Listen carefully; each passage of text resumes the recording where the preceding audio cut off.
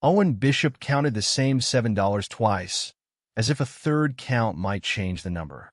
Across the table, Ruby swung her legs beneath the booth, humming to herself, unaware that her father was doing math he hadn't expected to be doing at 34 years old. One plate. They would split one plate. The Copper Lantern Cafe smelled like burnt coffee and bacon grease, warm against the cold pressing on the windows outside. Owen had chosen a booth near the back, away from the register, where nobody would notice how long they lingered over a single order of eggs and toast. "Can I get the syrup kind?" Ruby asked. "We'll see," Owen said, which was what he'd been saying for 6 weeks now, about almost everything. Near the entrance, an elderly woman sat alone at a small table, her coat still buttoned to the collar as if she hadn't decided whether she was staying. She held a teacup that had long gone cold. "I'm sorry, ma'am, but I can't keep holding the table if you're not ordering," the manager said, her voice pitched just loud enough to carry. Her name tag read Tessa. "We have a 2-item minimum during the breakfast rush." "I was going to order," the woman said quietly. "I just needed a moment. I understand, but I do have other guests waiting." The woman began gathering her things, and Owen watched something pass over her face. Not anger, but a tired kind of shame, the kind that comes from being made small in public. He didn't think about it.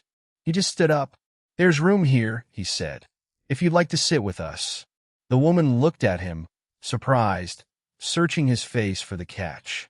She didn't find one. "You don't have to do that," she said. "I know," Owen said. "Sit anyway."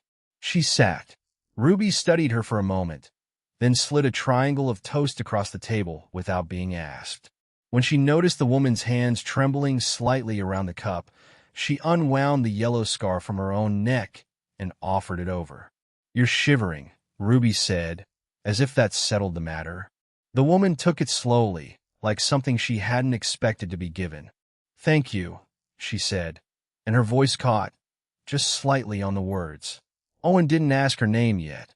He didn't ask why a woman dressed like that was sitting alone in a cafe with nothing to order. He had his own reasons for not answering questions this week, and he understood, without needing to be told, that some people simply needed somewhere to sit. The plate arrived, and Owen divided it without making a show of it. Most of the eggs to Ruby, a smaller share for himself. The last piece of toast pushed toward the woman before she could protest. "I couldn't," she started. "You can't," Owen said. "Eek." She did, slowly, watching him more than the food. There was something in the way he moved, careful, deliberate, like a man conserving energy he didn't have to spare. It wasn't the tiredness of someone who'd overslept. It was older than that. "You have the hands of someone who works with machines," she said eventually. Owen glanced down at his own hands. Faint grease lines still living in the creases of his knuckles no matter how many times he scrubbed them. "Refrigeration," he said. "Industrial systems. Cooling lines, compressors, temperature logs. 9 years. Was," she said gently, catching the tense. "Was," he agreed and didn't elaborate. She waited. People, in her experience, filled silences eventually if you let them sit long enough. "I got let go," Owen said finally. 6 weeks ago. "For what reason?" They said performance. He turned his coffee cup a quarter turn on the table, a small, contained motion. "It wasn't performance." "What was it?" Owen looked at Ruby, who was fully absorbed in arranging her syrup into careful geometric patterns, and lowered his voice slightly. "There was a report. Safety numbers on a refrigeration bay that didn't add up. I wouldn't put my name on it." He shook his head. "I'm not going to sit here and drag my old company through the mud to a stranger. That's not who I am." "Which company?" she asked, and the question came out lighter than she meant it to. "Silver Pine Foods," Owen said. "Out on Route 9. Something shifted behind the woman's eyes. Small, quick, gone almost before it arrived. She reached for her teacup instead of answering, and when she spoke again, her voice was carefully even. "That's a big operation," was all she said. She didn't offer her own name. When she stood to leave a few minutes later, wrapping Ruby's yellow scarf once around her neck, She only said, "Thank you for the table," and stepped out into the cold, already thinking about a phone call she intended to make. Beatrice Stroud's house sat quiet at the end of a long gravel drive, the kind of quiet that had settled in 4 months ago and never fully lifted. Her son Daniel's reading glasses still sat on the side table by the window, exactly where he'd left them the last time he visited, because she had not yet found a way to move them. She had built Silver Pine Foods alongside her husband decades earlier, had watched it grow from 2 delivery trucks into a company with its name on refrigerated cases across 3 states. She still held the majority of it, but since Daniel's death, she had let the daily weight of it pass to her nephew, Caleb, who had stepped into the role of acting CEO with the kind of eagerness she used to find reassuring and now found, on quiet evenings like this one, harder to name. She hadn't planned to think about the company tonight, but the technician's face kept returning to her. The careful way he'd chosen his words, the restraint of a man who had clearly been wronged and refused to say so plainly. People who lied about why they'd been fired usually over-explained. People who were telling the truth, she had learned over a long life, usually said less than they wanted to. She picked up her phone and called Priya, her longtime assistant, rather than anyone in HR. "I need a personnel file pulled," Beatrice said. Quietly, not through Caleb's office. "Whose file?" Priya asked. "Owen Bishop, refrigeration technician, Route 9 facility. Terminated about 6 weeks ago." There was a pause on the line, brief but noticeable. "I can get it," Priya said carefully, "but that request is going to raise a flag somewhere. HR routes anything involving that facility through Caleb's office automatically now. New policy." Beatrice was quiet for a moment. "Since when?" "Since around the time of his termination, actually." Beatrice looked at Daniel's glasses on the table and felt something in her sharpen. "Get it anyway," she said.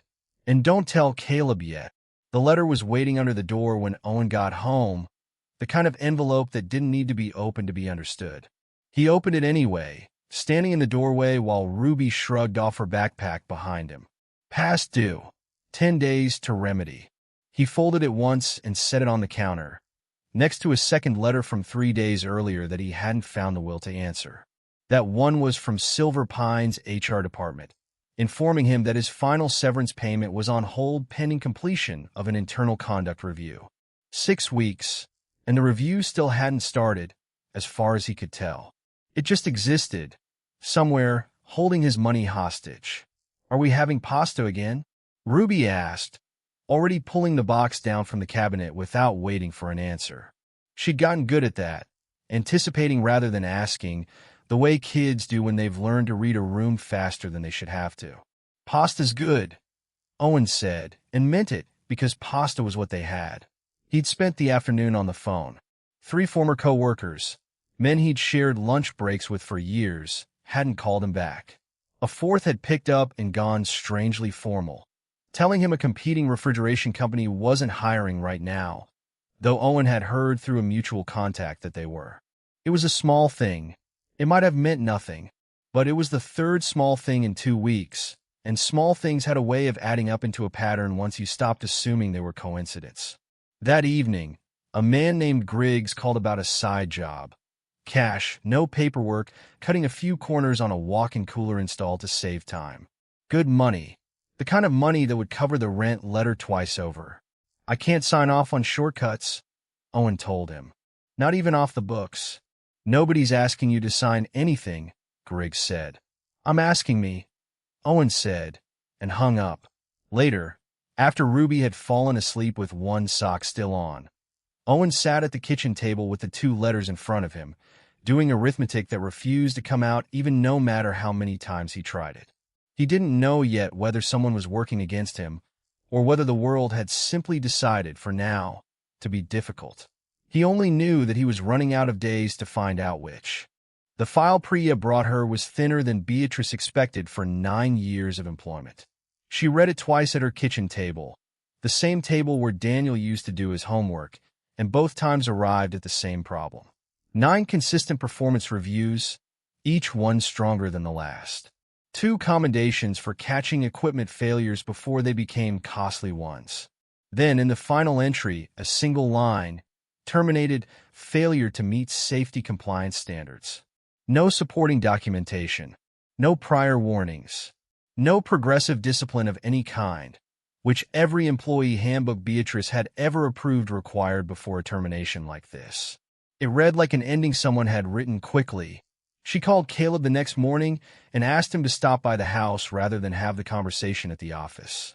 He arrived in under 20 minutes, already dressed for a day of meetings, already smiling the particular smile he used when he wanted a conversation to be short.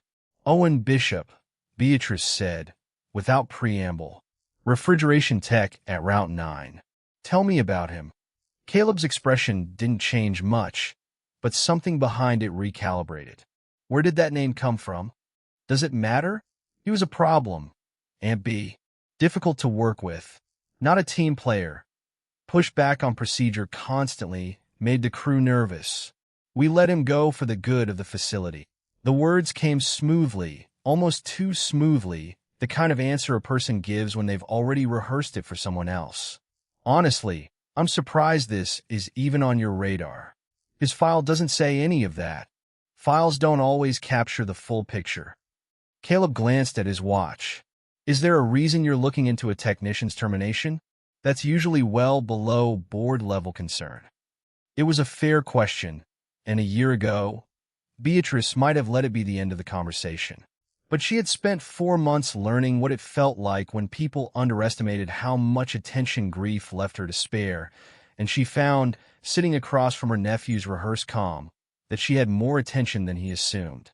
Just curiosity, she said. After he left, she didn't call anyone in the company.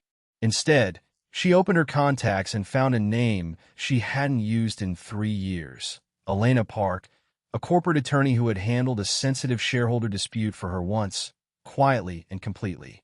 Beatrice dialed the number before she could talk herself out of it.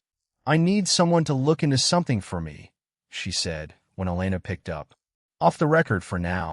Elena Park worked the way Beatrice remembered, quietly, methodically, without asking for more trust than she'd earned yet. It took her 4 days to get preliminary access to the Route 9 facility's compliance archive, and one afternoon to find something that made her call Beatrice directly instead of waiting for their scheduled update. The report exists, Elena said. The one Bishop refused to sign. It went through anyway. Under whose name? A technician named Ray Dolan. Approved it 2 days after Bishop's termination. Elena paused, giving the next part room to land.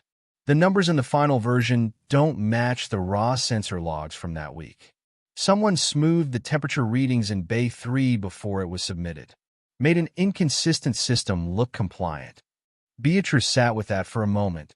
How inconsistent? Inconsistent enough that if I were the one signing off on it, I wouldn't have either. Elena's voice stayed even professional, but there was an edge underneath it now. There's something else. I pulled the internal messaging archive for that department. Bishop submitted written warnings about the Bay 3 readings, twice over the 2 weeks before he was fired. Formal notes, time-stamped, the kind that should sit permanently in a compliance file. And they're not there. Not deleted clumsily, actually removed.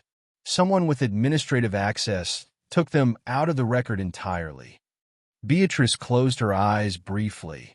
She had spent 9 years watching Owen Bishop's file describe a careful, exacting employee, and now she understood what that carefulness had cost him. He hadn't been let go for making a mistake. He had documented in writing that he wouldn't make one, and someone had erased the evidence of his caution rather than admit he'd been right. Can you tell who removed them? She asked. Not yet.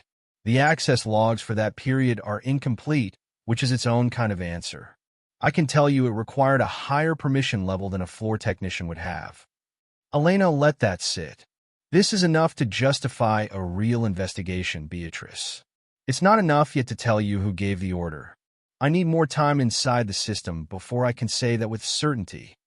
Take it, Beatrice said. Whatever you need. She hung up and looked, without quite meaning to, toward the framed photograph on her mantel. Daniel, and beside him, a much younger Caleb, arms slung over his cousin's shoulder, both of them laughing at something the camera hadn't caught. Elena found Marcus Webb at the end of his shift, in the gravel lot behind the Route 9 facility, where he wouldn't have to talk to her under the fluorescent lights of the building he still worked in. "I'm not trying to get anyone in trouble," she said, which was, strictly speaking, not entirely true. Marcus kept his eyes on his truck keys. He was a heavy-set man in his 50s with the kind of tired, permanent squint that came from 20 years of reading gauges in bad light. "I don't know what you want me to say. I want you to tell me what you remember about Bay 3, the week Owen Bishop was let go." "I remember Owen was thorough. Always was." Marcus's jaw worked for a second. "I remember it got handled." "Handled how?" He glanced toward the building, just once, quick and involuntary, the way a person looks at something they've been told not to look at. "I've got a mortgage, Miss Park. I've got a kid starting community college in the fall. I can't afford to be the guy who talks." "Nobody's asking you to be that guy today," Elena said gently. "I'm just asking you to remember when you're ready." He didn't answer. He got in his truck and drove off, and Elena wrote down in the notes she'd type up that night, that fear like that didn't come from nowhere. Men who had nothing to hide rarely looked over their shoulder before they spoke. Across town, Owen was learning something of his own. He'd made it to a final phone interview with a commercial cooling company 2 counties over, a real opportunity, the kind he'd been chasing for 6 weeks without success. The hiring manager had sounded warm right up until the last 5 minutes of the call, when her tone shifted into something careful and apologetic. "I have to be honest with you," she said. "We got a call from your previous employer. Unsolicited. They wanted to, in their words, clarify the circumstances of your termination. I can't move forward after that." "Clarify how?" Owen asked, already knowing the answer wouldn't help him. "I really can't say more than that. I'm sorry." Owen sat holding the phone long after she'd hung up, staring at the wall of his kitchen, understanding for the first time that this wasn't bad luck following him from job to job. Someone was making the calls. Elena called Beatrice on a Tuesday night, and the first thing she said was, "You should sit down for this one." Beatrice was already sitting. She stayed that way while Elena laid it out. The expansion at Route 9 had a completion clause tied to it. A contract with the facility's primary distribution partner, signed 8 months earlier under Caleb's direction.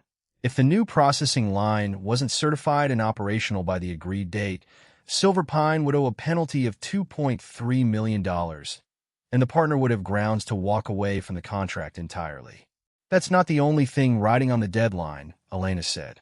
The board's annual performance review was scheduled for 3 weeks after the certification date. Caleb's permanent appointment as CEO, not acting, permanent, was on that agenda. And Owen's report stood in the way of the certification. Directly, Bay 3's cooling system was part of the new line. Bishop's warnings, if they'd gone in the file as written, would have delayed certification past the deadline. "I found the email thread." Elena's voice had the careful steadiness of someone delivering something she knew would hurt.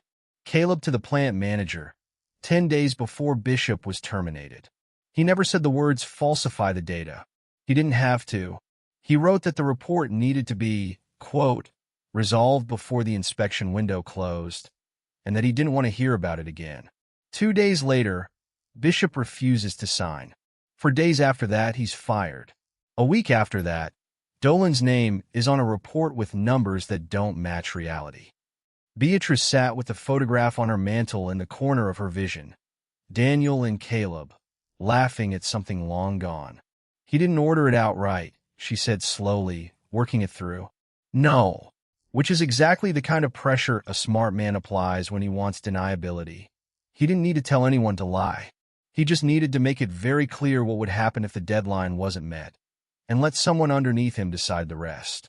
Elena paused. Owen Bishop wasn't fired for a mistake, Beatrice. He was fired because he was the only person standing between Caleb and $2.3 million in a promotion. He was inconvenient at exactly the wrong moment, and he was honest anyway. Beatrice closed her eyes. She had spent 4 months believing her family had lost nothing worse than Daniel. She understood now that something else had been quietly dying in the company he'd loved, and that she had been too far inside her own grief to notice it happening. "Is it enough," she asked, "to hold him accountable?" "Not yet," Elena said, "but it's close. I need one more thing, someone inside who'll go on record. And I think I know who that has to be." Owen answered the door expecting a delivery. Instead, he found the woman from the cafe, standing on his front step in the thin afternoon light, Ruby's yellow scarf still wound around her neck. "I owe you an honest introduction," she said. "My name is Beatrice Stroud.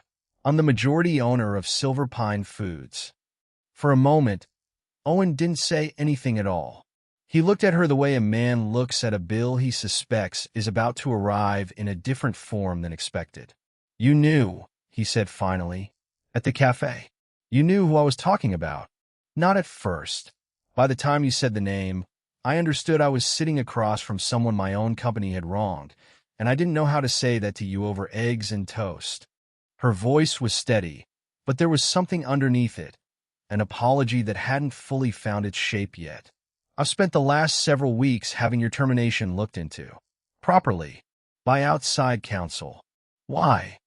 "Because your file didn't match the man who divided his breakfast with a stranger," Beatrice said. "And because I've since learned it didn't match the truth either." Owen stood in the doorway a moment longer, weighing her against 6 weeks of unreturned calls and a phone call he now suspected had come from somewhere inside her company. "I've had people from Silver Pine reach out before," he said carefully. "It didn't go well for me." "I know. That's part of what we're looking into." She met his eyes without flinching from it. "I'm not here to manage you, Mr. Bishop. I'm here because I think you were removed for telling the truth, and I intend to find out exactly how that happened, no matter whose name is attached to it. But I need your account. On the record, what you saw in Bay 3, what you wrote, and what happened after." Behind him, Ruby appeared in the hallway, saw the scarf still around Beatrice's neck, and smiled like a small piece of the world had been confirmed to make sense. Owen looked at his daughter, then back at Beatrice, and felt something in his chest loosen slightly, though not all the way. Trust, he had learned recently, was not something you handed back all at once. "Come in," he said. "I'll tell you everything I know." Marcus Webb called Elena's office 3 days later, on his own, from the parking lot of a grocery store where he'd apparently decided he could finally say it out loud. "I need to know something first," he said. "If I talk, do I still have a job in 6 months?" Elena had expected the question, and she had an answer ready that wasn't a guess. "Beatrice Stroud has authorized written protection for anyone who cooperates with this investigation. In writing, from her, not from Caleb's office. No retaliation, no termination tied to your statement. I'll send it to you before you say another word if you want it in hand first." There was a long pause, filled with the sound of a shopping cart somewhere behind him. "Send it," Marcus said.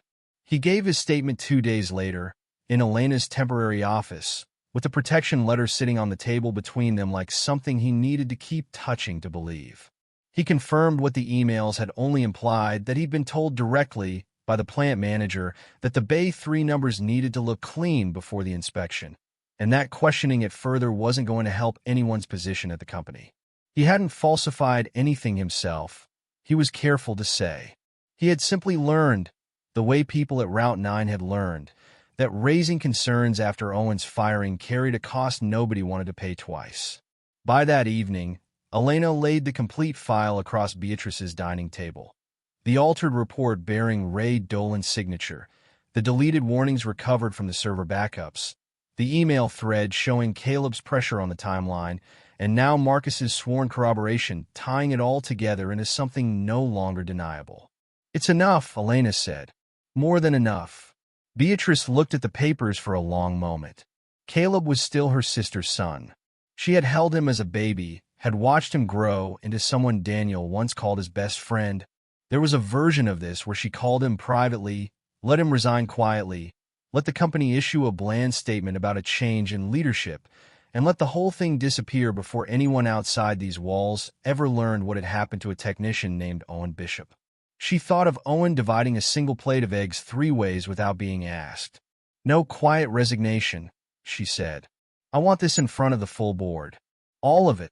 Elena nodded slowly, understanding exactly what that decision would cost, and exactly why Beatrice was making it anyway. Caleb walked into the conference room already talking, the way he did when he wanted to control a meeting before it started. "I assume this is about the Route 9 budget overrun," he said, setting his folder down at the head of the table where he'd grown comfortable sitting.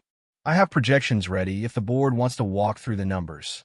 "Sit down, Caleb," Beatrice said. "This isn't about the budget." Something in her voice made him pause before he'd fully lowered himself into the chair. Around the table, the 6 other board members shifted, sensing the temperature of the room had changed without yet knowing why. Beatrice didn't raise her voice. She never had to. 6 weeks ago, this company terminated a refrigeration technician named Owen Bishop, she began, citing a failure to meet safety compliance standards. His employment record showed 9 years without incident. 2 commendations. No prior discipline of any kind. She placed the first document on the table and slid it toward the center where everyone could see it. "This is the safety report he refused to sign, submitted 4 days after his termination under another technician's name, with altered temperature data from Bay 3. "Beatrice," Caleb started. "I'm not finished." She placed a second document beside the first. "These are Mr. Bishop's original written warnings about that same equipment. They were removed from the internal compliance file. Not lost. Removed by someone with administrative access above a floor technician's level." Caleb's jaw tightened, but he kept his voice level. "I don't know what you think you found, but I had nothing to do with falsifying a report. If someone below me made a mistake, that's a personnel issue, not." "Then explain this."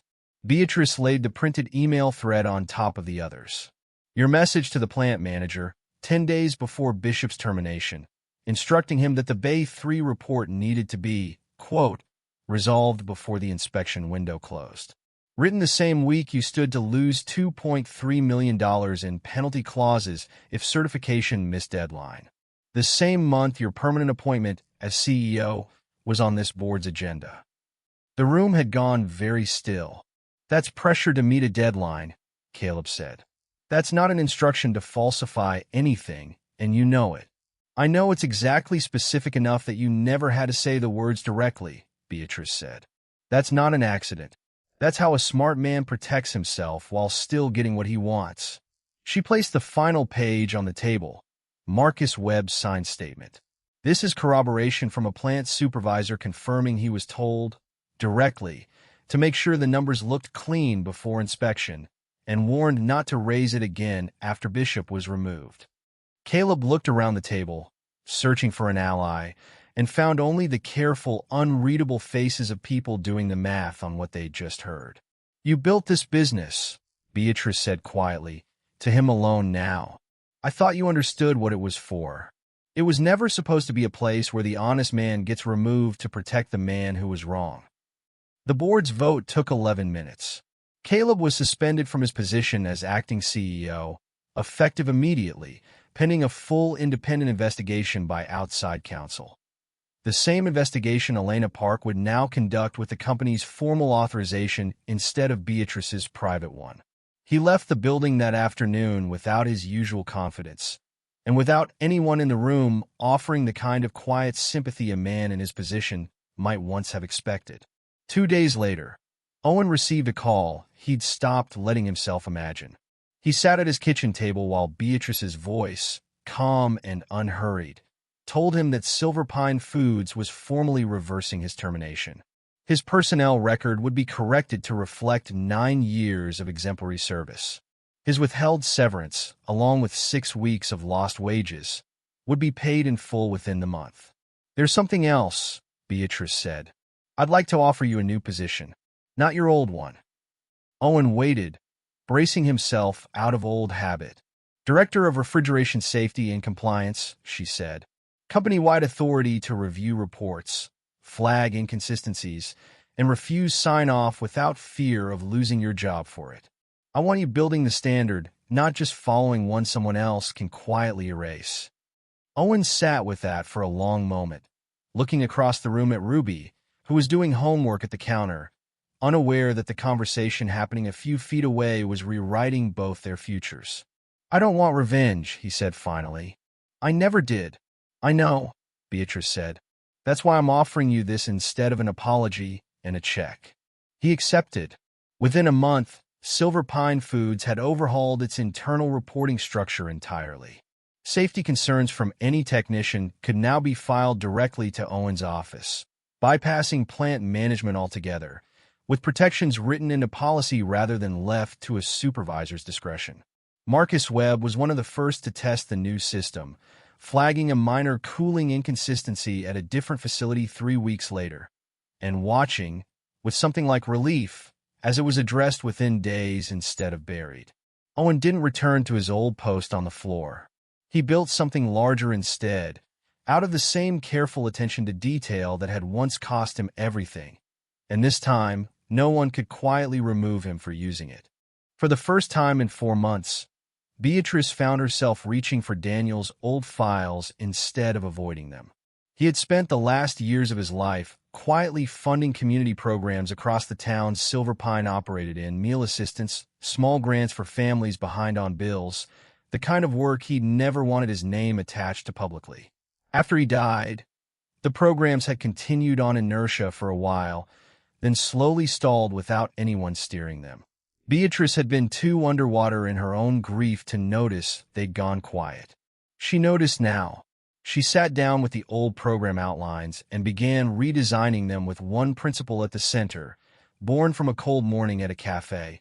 Nobody should have to prove they deserve kindness before they were allowed to receive it. No forms asking people to justify their need in front of a line of strangers. No public accounting of who could and couldn't pay. Silver Pine Foods quietly launched a community meal initiative at several of its cafe locations within 2 months. A standing arrangement where anyone could sit, eat, and leave without a bill, no questions asked, no explanation required, funded discreetly through the company rather than announced with a press release Daniel would have hated. The Copper Lantern Cafe was the pilot location. Tessa Whitfield, the manager who had once asked an elderly woman to leave over an unpaid tab, was called in for a conversation with HR she'd expected to end in termination. It didn't. She underwent retraining instead, on both service policy and something harder to teach, the instinct to see a person before assessing whether they could pay for a plate.